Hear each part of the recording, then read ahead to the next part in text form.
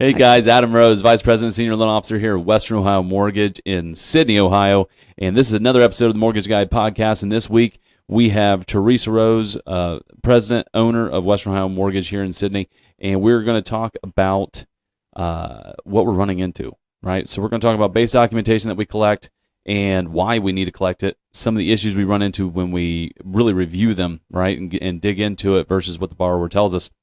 So the first thing, we do base documentation, right? Like I've mentioned before on previous podcasts, we ask for certain things, and then depending on your situation, it could be expanded pretty significantly, right? We can get in pretty deep, unfortunately.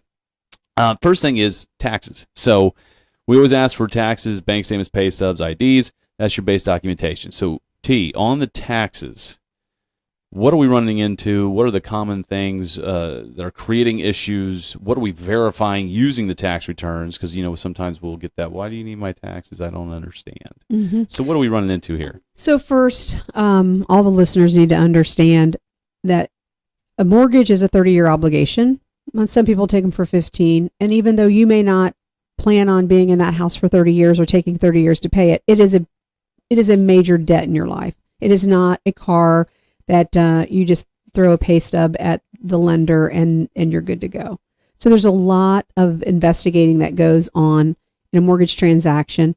And the number one reason for that is fraud, because there is a lot of fraud that happens in the mortgage space, whether it's to try to purchase a house for investment when you're actually living in it, or purchasing a house that you say you're going to live in when it's actually investment. So there's a lot that happens. So we have to verify all of it. As far as the taxes are concerned, we're generally looking at those in the cases of self-employed borrowers, or if it is a product that we need to document household income, like USDA, OFA, something like that. The tax return has a lot of information on it. Not only does it tell us maybe you've got rental income, for example, we would need tax returns for that. Not only does it tell us what you told the IRS, it also gives us a detail of expenses if you're self-employed, how many people are in the household, just gives us a good picture of what's going on. And then we're going to verify that with the IRS. So it doesn't stop there. We're going to make sure that what you gave us matches. Well, that's one of the pieces when I disclose to borrowers, especially in person, is, hey, we're going to go to the IRS to validate that what you give us and what you file actually match, because it wasn't a month ago I had a self-employed borrower, and we were advising where they needed to be last year in order to qualify for a certain amount, and we got the taxes this year, and he didn't write off anything. That's great, right? We got the income that we needed, but when we went to validate it, that wasn't exactly what he filed. Right. So that caused a problem. And it also shows us taxes owed, right? Right. I feel like 2023 is the year of no one paying their taxes. Right. I mean, and I get it.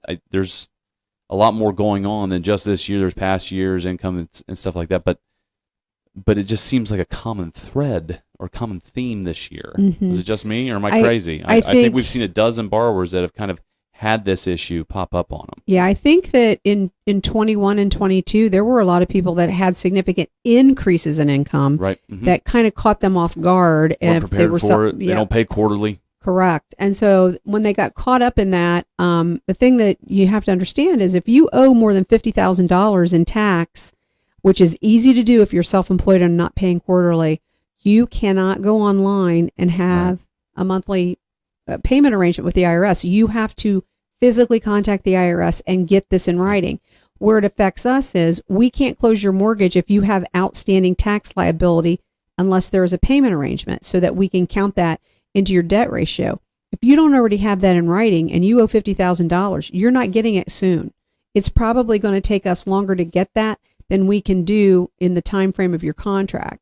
So if you've got taxes, when you file your taxes, the best thing to do if you have a tax liability is send it in with a payment arrangement, which you can do at the time you file. Yeah, it's at the very, very last. It's like one of the last pages. Right. Whether you file yourself or you file with an accountant or CPA, if you do end up owing taxes, just set it up. Right? They'll take $25 a month. They'll take $50. They'll take $100. Obviously, your CPA or accountant will advise you on what you should set up on how much they'll accept.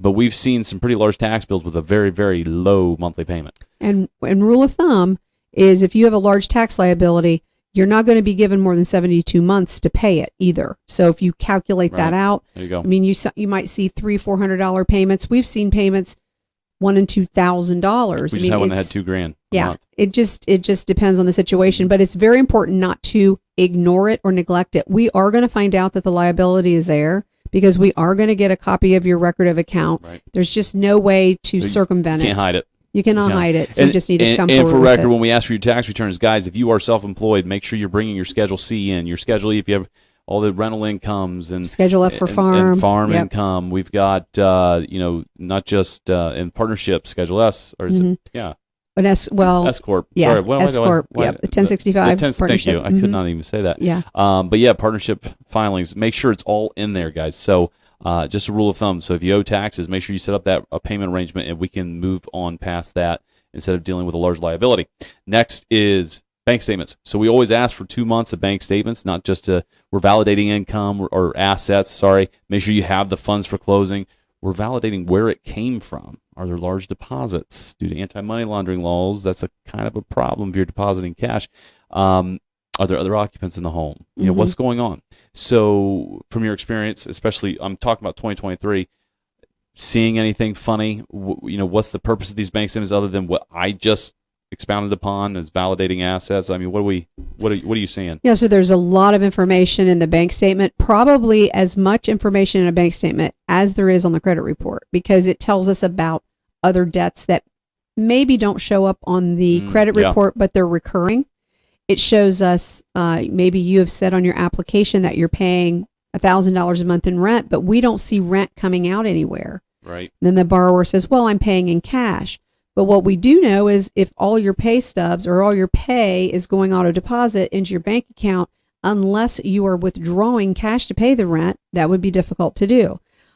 We are looking for if it's a product like a USDA where we have to count all household income, if there are odd deposits that are non-payroll, is there another business? Is there another person living in the house? So there's so much information we get from that, and that's why we tell everyone you can lie to your mom, you can lie to your priest, you can lie to your brother, but don't lie to us because we're going to catch it, and it's going to be at a bad time. Mm-hmm. So other debts. So that's a good example. So we're not talking utility bills, Verizon bill. No. We're not talking about that kind of stuff. We're talking buy here, pay here. Aaron's Rentals. We see people that do this Klarna. Affirm is a big one. Well, Affirm usually reports to the credit bureaus, but you got to Affirm, and then you have PayPal Extends. So PayPal Extends, guys. So if you buy something online, and I don't know what the rules are. It might be more than $200, something like that. They say, hey, would you like to extend this over 6 months? Okay, why not? Well, what you don't realize is now you have a line of credit with them. I'm not saying a credit card, but it's technically a credit. And you are making monthly payments. Now we have to count that in your debt ratios when we find it. Same thing with Klarna. So Klarna is a big thing on shopping in general. I've seen it on Amazon. I've seen it all over the place. Right? Kohl's online. Klarna isn't always an option. So guys, be careful with that because basically it's just an extend pay. Even your bank offers it. My bank offers it. Right. Anytime I spend money on my credit card and I go make a payment, they say, hey, would you like to make this this big $600 expenditure you just had spent over or paid over 6 months, right? And then for the typical consumer, it's like, okay, yeah, sure, why not? The problem with them is it seems harmless at the time. It seems harmless, but it really can snowball. I mean, if you're signing up for a debt that's 4 months, there's a good chance we're not going to have to count it against you anyway. Right. But we recently had a client that had about $10,000 worth of Affirm and other. There was like a dozen accounts. It was very difficult to verify, and that's a pattern that is a red flag for an underwriter that says, listen, it doesn't appear that the borrower's really living within their means. They're using credit to get by every month and using extended pay as an option. So it's a dangerous habit to get into. Just like payday loans. Yeah. Once you're in, it's very difficult to get out. Yeah, we're going to see a payday loan on your checking account if you have one. And what happens is people get in them to the extent that just about every bit of their check is going to a payday, which I haven't seen that in a while. I mean, we used to see it a lot. We don't see it as much anymore. But it's a very, very dangerous pattern to get into, and it's best to be avoided unless it's an extreme emergency and you absolutely positively have to tap into cash. Yeah. All right. So bank statements covered. Guys, 2 full months. Okay, all pages. All pages. Yes. Bring Yes. me the bank statements. No snapshots or screenshots. Yeah. All right. No Excel spreadsheets. Right. There's so many memes out there. If you follow our Facebook page, you've probably seen a few. Just bring all the pages, please. Even the one that says intentionally left blank. Right. All right. Page 505. Right. The fifth third is the notorious one for that one. Yeah. So anyways, pay stubs. So 1 month pay stubs are all borrowers in the household. We're validating your wages, right? A lot of times we'll talk to borrowers and they're like, yeah, I make $23 an hour. Great, fantastic. You work 40 hours a week? Yep, work 40 hours a week. All right, here's how much you can buy. Now bring in your pay stubs. How often do you think our pre-approval income matches our underwriting income? It never matches. So, I mean, you could put 3 underwriters in a room with the same set of documentation, and they'd all come off with a different answer, slightly, maybe not vastly. Some would be vastly, because it's a perspective. It's not a science. It's just, it depends on the borrower's type of income. So if you're just salaried, it's pretty easy, right? If you're hourly, that's generally easy as long as you didn't get a raise like just last month, because now we have to figure out, oh, well, it looks like your earnings are low year to date. Why are they so low? Did you get a raise? Did you have time off work or what? Or is it because you are getting variable income, which is what makes it difficult? So sometimes you get 32 hours and sometimes you get 40, but you're not guaranteed 40, and now maybe it's 35, and we're trying to figure out what is the average What can we rely on? Right. And generally speaking, most underwriting guidelines require a 2-year average. Now, you can get around a 2-year average. There are times you can use a 1 year. But if you're talking 6 months on variable income, that makes it really tough. You're going to have to really dig deep to see what the total history is and if it makes any sense at all to do that, or maybe use a nominal amount of the income.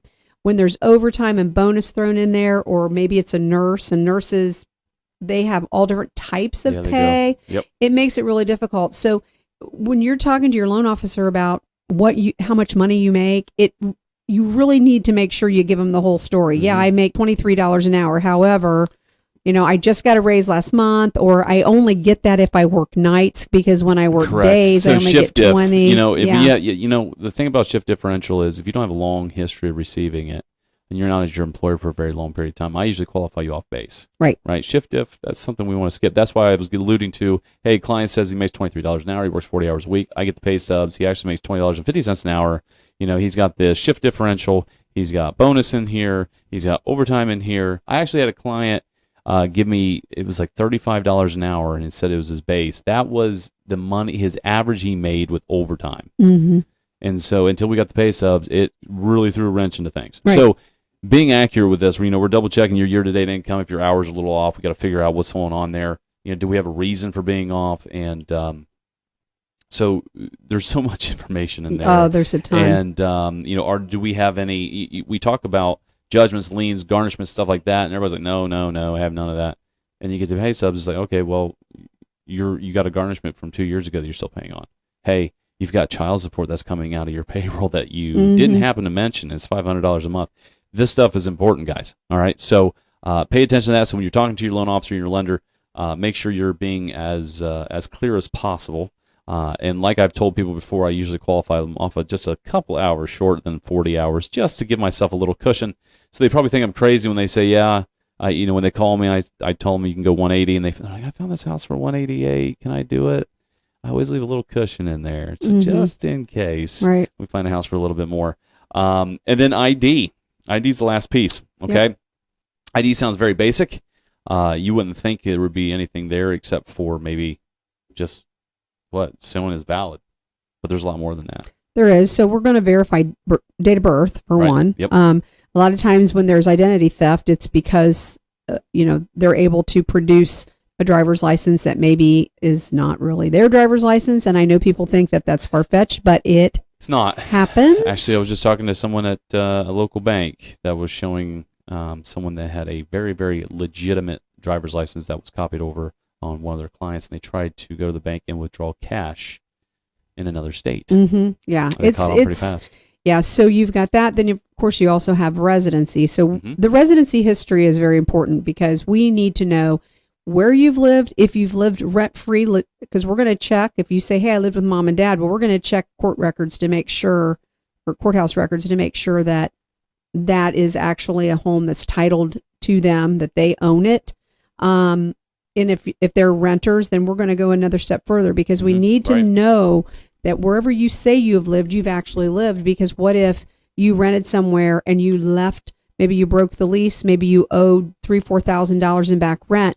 That is going to go against your credit rating in a mortgage, because your housing is probably your number one indicator of how you are going to perform on the mortgage. Right. If you're not paying your housing expense, you're probably not going to pay a house payment. If you're struggling with your housing expense, you're not making your priorities clear that housing is number one, because it's generally, except for people who have $1,100 and $1,200 truck payments, it's generally your biggest payment. Which isn't uncommon nowadays. If not. you've seen the prices of trucks, Yeah. And in my area, that's pretty common. So also the things that, legal name we're talking about, we got to make sure that how they're signing at closing, how they're signing their application matches their ID when they bring it to the closing table. Remember, when you come to the closing table, you can also use your passport.